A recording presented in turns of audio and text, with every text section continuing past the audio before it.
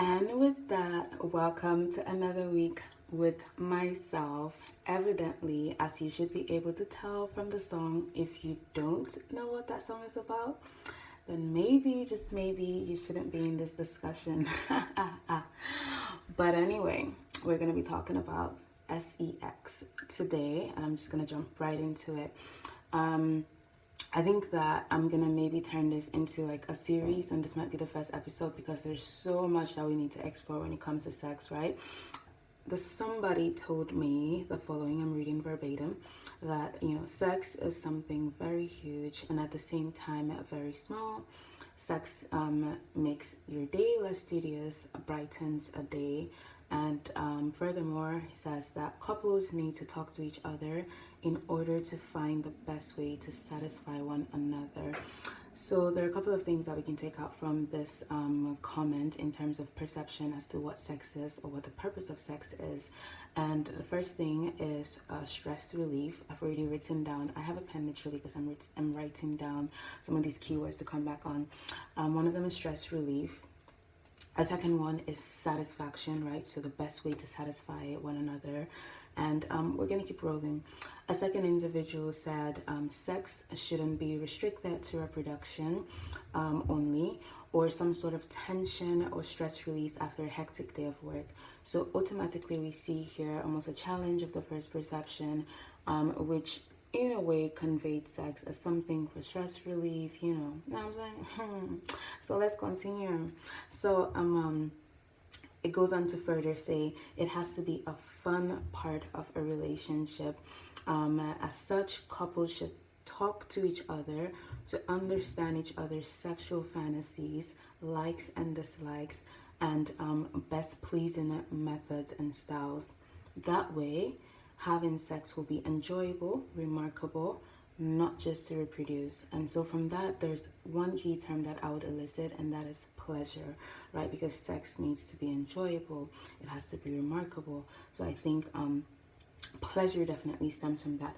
And it's a very lengthy comment, which I'm not going to get into, but I'm going to try to summarize. And it has to do with sort of sex as a point of tension in relationships and where to put the blame. And so this particular commenter, who is a guy, is inclined to lay the blame on women, saying that women care too much about their men's ego at the detriment of their ecstasy, and that it has cost a lot of marriages. And the best thing that men and women can do is start communicating to each other about their wants. And and so this person goes further to say that they blame the women sometimes because they don't complain enough or tell the man to do what makes them satisfied, right? And he concludes by saying some women just feel it is a taboo and sex is for the man. So I think in a sense he answers his own question or quandary because he concludes on why it is that a lot of women withhold themselves. But a key word I want to pick out from this again, which I've already picked out before, is satisfaction. And another one is taboo, and also the notion that sex is only for men. Let's see, sex for men. Literally writing this down, guys. Like, it's about to be a long conversation. I got my glass of rosé all the way from the Sunshine State of California. I mean, actually, that might be Florida's slogan. I don't know. Correct me. But Cali, right here. Okay, so really interesting for me, and I definitely come to this conversation with a cultural perspective on it. I think that is what defines us, and that is our starting point for how we understand the world, how society shapes us, and how culture shapes us, perhaps sometimes how religion shapes us. So I think that, the sex topic is very interesting for me because as an African, I grew up not exactly, knowing where children came from. And let me be very honest, and I think a lot of people can relate with this. Obviously, there's no child that grows up knowing exactly where they came from. They have as they grow up made some clues and stuff like that, but like not really for some of us out here in the streets. It was like really interesting because I never saw any of the couples around me ever kiss. There was never any affection. I have never, up till now that I am a full-blown adult, I have never witnessed anyone in my family, I mean anyone, not my mom, not my cousins, older ones, not my aunties, uncles, whatever. I have never seen them kiss each other, whoever they need to be kissing. But what we do see is children popping out, and you'll be asking a question like, where does these come from? Where they come from when we don't see you doing nothing? We like, y'all just acting like you're two pieces of dry wood. Oh my god. Obviously, as you get older, you know where they come from, but it doesn't make sense at all. And I think that that's why I think a lot of the commentary that I got was, you know, sort of speaking against the reproductive aspect or the reproductive restraint of sex that we have in some of our cultures, more conservative cultures. Like I said, I am African, and some people might identify with this as well, maybe coming from, you know, maybe some other Eastern cultures, whether that be, I don't know, China or India or, you know, the Middle East. I think that a lot of the time sex is merely reduced to reproduction, and it's interesting to see this commentary because a lot of the guys, they are younger, they're of our generation, right? They're, let's say, supposedly more progressive, and these men, I will tell you, that gave me this commentary are African men. And so it's interesting to see how they understand sex, and it's interesting to also see the fact that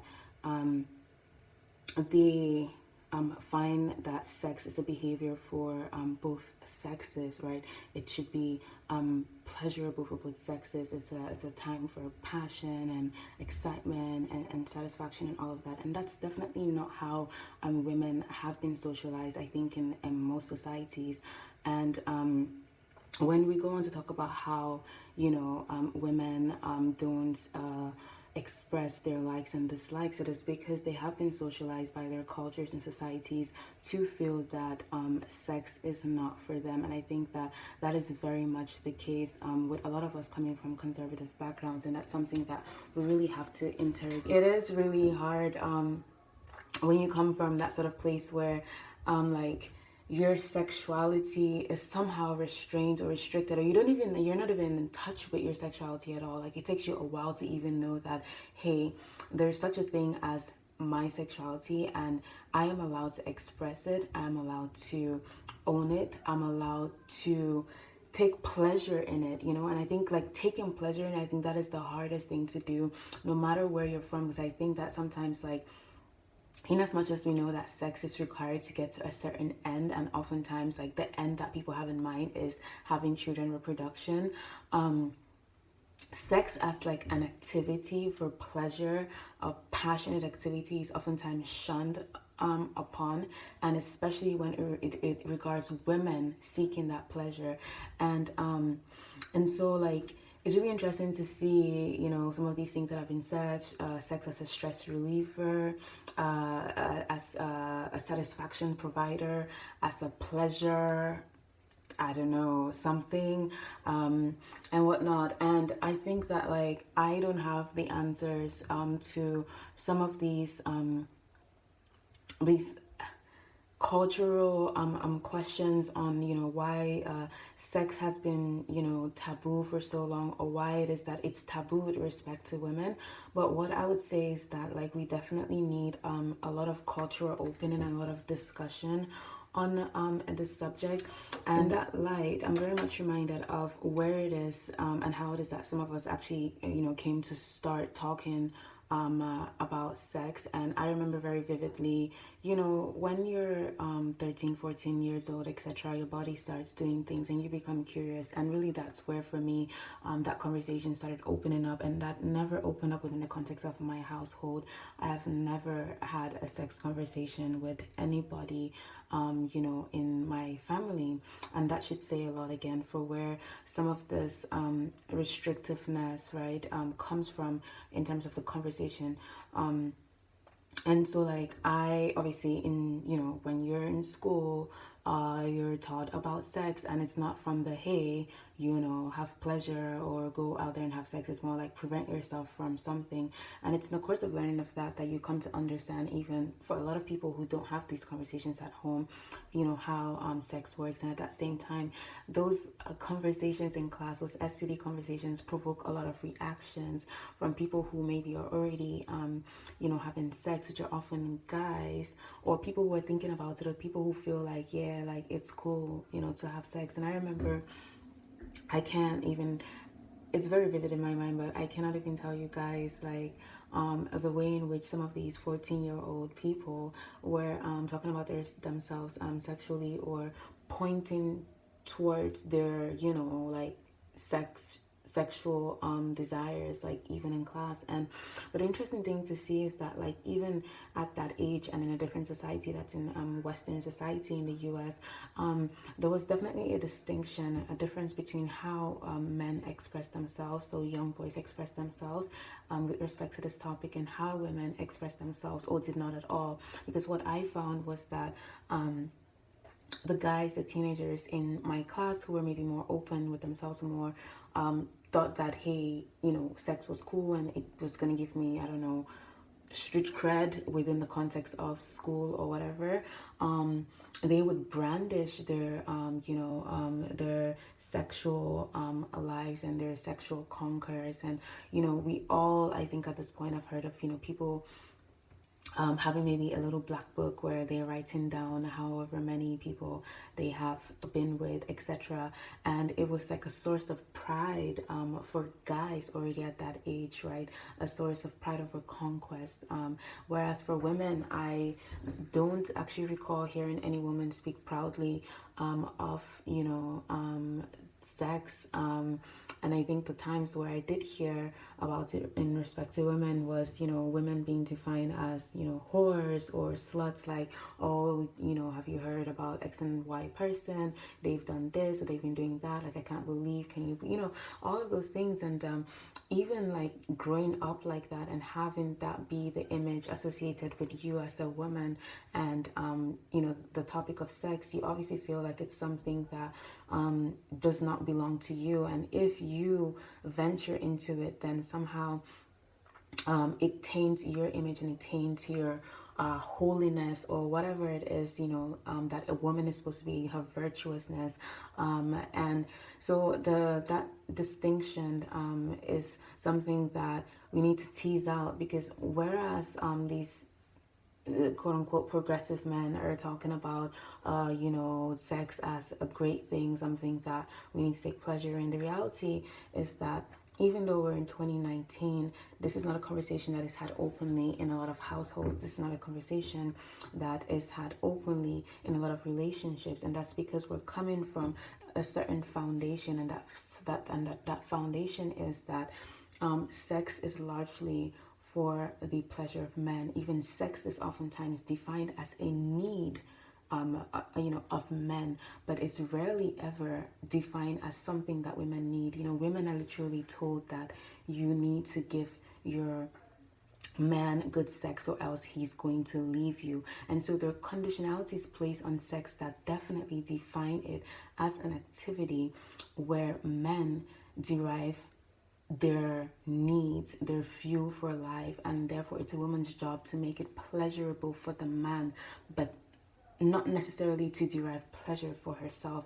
And I think we need to definitely tease out these elements, right? And from that point on, reposition the question such that it's not just a matter of a woman realizing that, hey, the only point of sex or sex in this relationship is not so that I can keep my man by giving him pleasure because that is a need of his, but also the man realizing that as much as he wants to define it a need or a want or a desire, it is equally the same for the woman, and it is his duty as well in the relationship to give her the pleasure that she desires, to make sure that her needs are fulfilled, right? And so I think it's definitely a two-way thing, as much else in relationships. And it's something that needs sort of comprehension from both sides, right? Because we cannot espouse to have pleasure without being willing to give pleasure or understanding how to give pleasure. With all of that said, I would like to wrap up the discussion right here for today. I know that it's been a little bit of,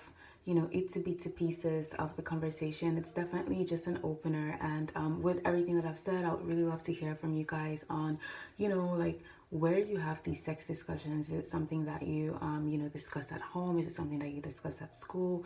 How open have you ever been with this discussion, and how have you perceived, you know, your role in the equation of sex?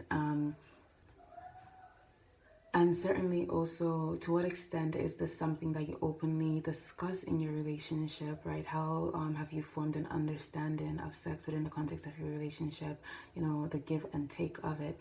And so with everything said and done, thank you guys so much for watching. Please do follow us on all of our channels if you have not yet. With that, I will see you, I think this Sunday, actually, this Sunday. See you guys.